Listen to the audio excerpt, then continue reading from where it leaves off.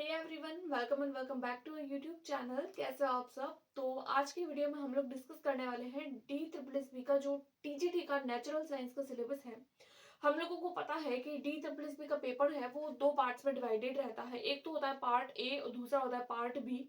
Part A की अगर बात करें तो पार्ट ए जो होता है वो टीजीटी, पीजीटी, पीआरटी तीनों के लिए जो होता है कॉमन होता है, तीनों कैटेगरीज के लिए। और उसके बाद में बात करें हम लोग जो पार्ट बी की, जो आप लोगों को सब्जेक्ट स्पेसिफिक रहता है। तो आज की वीडियो में मैं आप लोगों के साथ में सब्जेक्ट स्पेसिफिक यानी कि नेचुरल साइंस, जिसको हम लोग जनरल साइंस भी बोलते हैं, टीजीटी का पार्ट बी का सिलेबस डिस्कस करने वाली हूँ। पार्ट ए का जो सिलेबस होता है वो हम लोगों को डी ट्रिपल एस बी की वेबसाइट पर आसानी से मिल जाता है, कौन कौन से सब्जेक्ट में किस किस टॉपिक में से क्वेश्चंस आने वाले हैं। लेकिन बात करें अगर पार्ट बी की, तो पार्ट बी का कभी भी D triple S B syllabus announce नहीं करता है क्या इसका सिलेबस है, कौन कौन से टॉपिक में से किस तरीके के क्वेश्चंस आने वाले हैं, इन सब के बारे में किसी भी तरीके की कोई जानकारी हम लोगों को वेबसाइट के थ्रू नहीं मिलती है। लेकिन अगर हम लोग प्रीवियस ईयर क्वेश्चंस देखते हैं तो हम लोगों को जनरल आइडिया लग जाता है कि किस तरीके से क्वेश्चंस पूछे जाते हैं, कौन कौन से टॉपिक्स में से पूछे जाते हैं और कौन कौन से टॉपिक्स पढ़ने की हम लोगों को नीड है। तो फिर ये जो नेचुरल साइंस है वो ऑब्वियसली फोर पार्ट में डिवाइडेड रहती है। एक आता है हमारा केमिस्ट्री, दूसरा होता है फिजिक्स एंड थर्ड होता है बायोलॉजी पार्ट। इन तीन पार्ट हम लोगों के होते हैं और इसके अलावा एक और पार्ट होता है, वो होता है आप लोगों की साइंस की जो पैडागोजी होती है वो। तो 100 मार्क का ये पेपर होता है, ओवरऑल 100 मार्क का पेपर होता है, जिसमें आप लोगों को जो है वो 20-20 मार्क के या फिर 30-30 मार्क के जो है वो ये मेन मेन बड़े बड़े तीन सब्जेक्ट्स देखने को मिलते हैं। उसके अलावा कई बार आप लोगों को 10 से 12 नंबर की या फिर उससे भी ज्यादा नंबर की या 20 मार्क तक की भी आप लोगों की पैडागोजी देखने को मिल सकती है। तो ये चारों पार्ट जो होते हैं वो आप लोगों के लिए इक्वली इंपॉर्टेंट होते हैं। लेकिन अगर हम बात करें इसके सिलेबस की, तो वेबसाइट पर आप लोगों को इसका सिलेबस नहीं मिलेगा। हम लोगों को जो है वो प्रीवियस ईयर क्वेश्चंस देखकर आइडिया लगाना होगा कि इसका सिलेबस क्या है। तो आज की वीडियो में मैं आप लोगों के साथ में फिजिक्स, केमिस्ट्री और बायो का एक डिटेल्ड सिलेबस, जिसमें आप लोगों को कौन कौन से टॉपिक्स पढ़ने की जरूरत है, वो लेकर आई हूँ। तो फिर चलिए बिना किसी देरी के वीडियो को स्टार्ट करते हैं। सबसे पहले हम लोग डिस्कस करेंगे बायोलॉजी के जो सिलेबस है उसकी, उसके बाद में हम लोग फिजिक्स का सिलेबस डिस्कस करेंगे और उसके बाद में हम लोग देखेंगे केमिस्ट्री का सिलेबस। मेन मेन जो टॉपिक है वो देखेंगे। अब उन टॉपिक के अंदर जो जो भी मैटर एनसीईआरटी में दे रखा है, वैसे तो ये इसका जो सिलेबस होता है वो 10th क्लास तक का सिलेबस हम लोगों से पूछा जाता है, 9th और 10th क्लास तक का। लेकिन बात करें अगर डी ट्रिपल एस बी के पेपर की, तो देखिए ये जो पेपर होता है वो बहुत हाई लेवल का होता है, बहुत इंटरनली क्वेश्चंस पूछे जाते हैं। लेकिन 11th-12th में हम लोगों को क्या क्या पढ़ना है, किस तरीके से पढ़ना है, किस तरीके से हम स्मार्ट स्टडी करें कि इतनी कम वैकेंसीज के बावजूद भी हम लोगों का जो है वो पेपर आसानी से क्लियर हो जाए या क्वालिफाई हो जाए। तो इसके लिए हम लोगों को देखना होगा। देखिए 11th-12th की पूरी पूरी हम लोगों को बुक्स पढ़ने की नीड नहीं रहती है, क्योंकि अगर बात करें केमिस्ट्री की, तो देखिए आप लोगों को उसमें भी तीन पार्ट्स डिवाइडेड रहते हैं। आप लोगों की केमिस्ट्री होती है, फिजिकल केमिस्ट्री होती है, ऑर्गेनिक केमिस्ट्री होती है, अनऑर्गेनिक केमिस्ट्री होती है। इस तरीके से आप लोगों को वो भी तीन पार्ट्स डिवाइडेड रहते हैं। उसके अलावा फिजिक्स की बात करें तो उसके भी आगे पार्ट्स डिवाइडेड रहते हैं। बायोलॉजी में भी आप लोगों को जूलॉजी, बॉटनी, इस तरीके से पार्ट्स जो है वो ईवीएस, ये पार्ट जो है वो डिवाइडेड रहते हैं। लेकिन कौन सा टॉपिक पढ़े और कौन सा टॉपिक ना पढ़े, तो देखिए इसके लिए आप लोगों को एक बात का ध्यान रखना होगा। आप लोगों को देखना है कि 9th 10th में कौन कौन सा टॉपिक है। मान लीजिए आप लोगों ने देखा कि 9th क्लास में आप लोगों को या 10th क्लास के एनसीईआरटी की बुक में आप लोगों को एटम वाला टॉपिक देखने को मिला, तो आप लोगों को इस एटम वाले टॉपिक को 9th 10th के क्लास के साथ में कवर करना है। साथ साथ में आप लोगों को 11th 12th में जो जो इस टॉपिक में से मैटर दे रखा है, उस पूरे मैटर को भी आप लोगों को डिटेल में पढ़ना होगा। बात करें मैटर की या फिर पेरियोडिक टेबल की, तो मान लीजिए पेरियोडिक टेबल जो है वो आप लोगों को 9th 10th में टॉपिक दे रखा है। तो पेरियोडिक टेबल से रिगार्डिंग जितना भी मैटर आप लोगों को एनसीईआरटी की 11th 12th की बुक में दे रखा है, वो भी आप लोगों को डिटेल में पढ़ना होगा।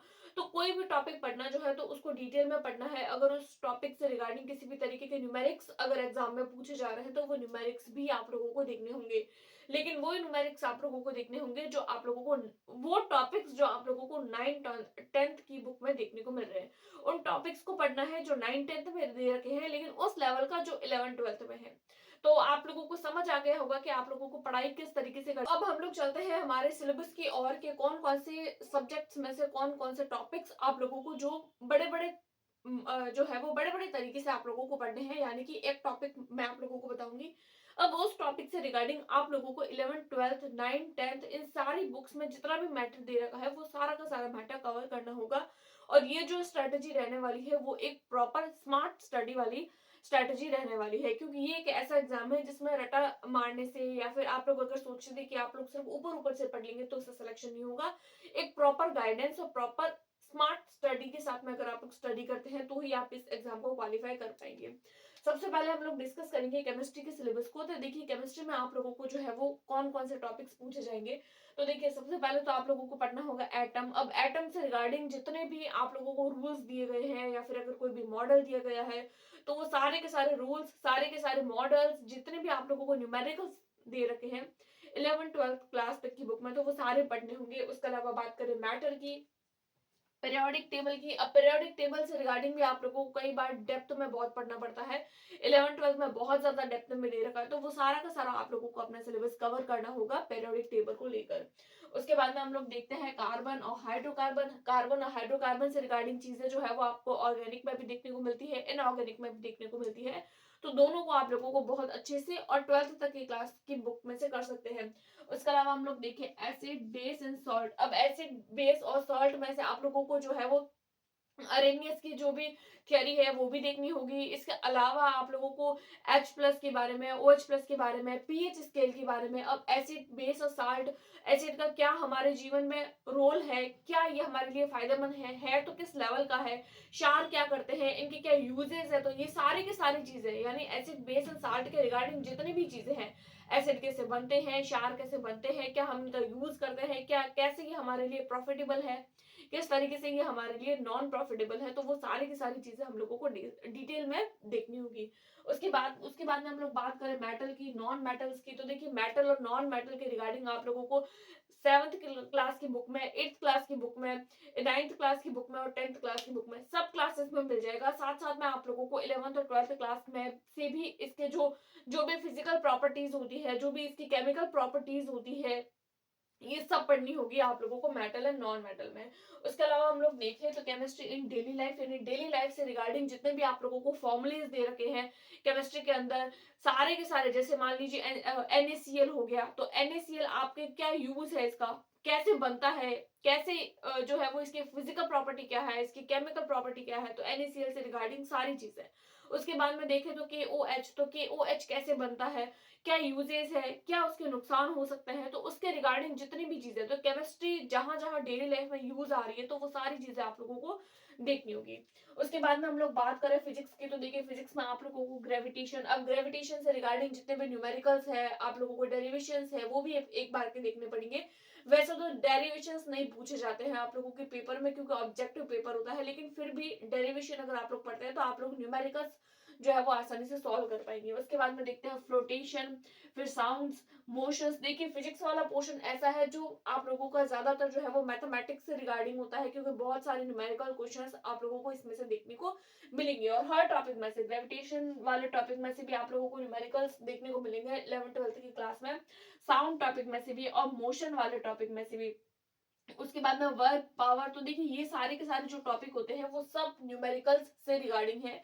तो आप लोग न्यूमेरिकल्स तभी सॉल्व कर पाएंगे जब आप लोग इनको डेप्थ में पढ़ेंगे।